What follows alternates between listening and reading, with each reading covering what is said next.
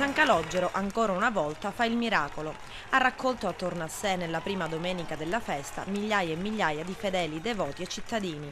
Un bagno di folla come non si vedeva da tempo, segno che la fede e la devozione nel Santo Nero, tanto venerato dagli agrigentini, non vengono meno e non vengono scalfiti.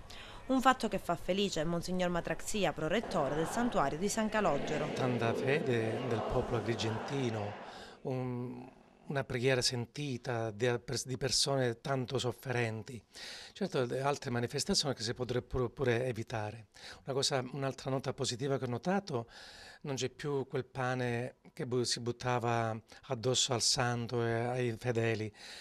A posto del pane adesso ci sono questi bigliettini con dei messaggi biblici, di saluto al santo, una cosa molto bella, quindi un cambiamento molto positivo. Quello che ancora è un po' criticabile è il modo come tanti devoti fanno la promessa, per la quale il neonato, bambini al di sotto di un anno, spogliati, devono essere messi sulle mani del santo, con il rischio di far male a questi bambini che piangono, che possono anche scivolare dalle mani dei portatori.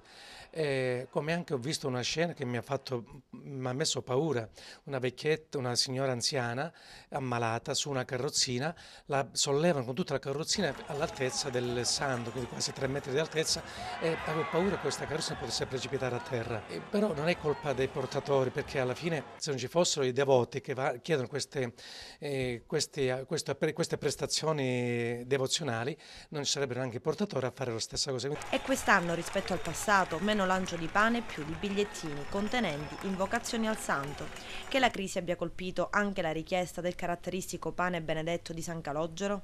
Ma diciamo che la richiesta grosso modo è la stessa, certo rispetto a 30 anni fa magari c'è stato un po' di calo, però il fatto di non gettarlo più è dovuto al fatto che appunto la gente preferisce portarlo in chiesa, farlo benedire e distribuirlo proprio in mano alla gente, e quindi si evita appunto dello spreco, magari perché chi finisce a terra non tutti magari lo raccolgono. Un'inversione di mentalità dunque, ma riguardo alle caratteristiche del pane di San Calogero, quali sono? Le caratteristiche, come sappiamo, sono quelle dei semi di anice, le classiche pagnottelle. Poi ci sono tutte le varie forme che chi magari ha la promessa a San Calogero, c'è chi fa un bambino di forma di pane, chi un braccio, chi un piede, per appunto avere una grazia ricevuta.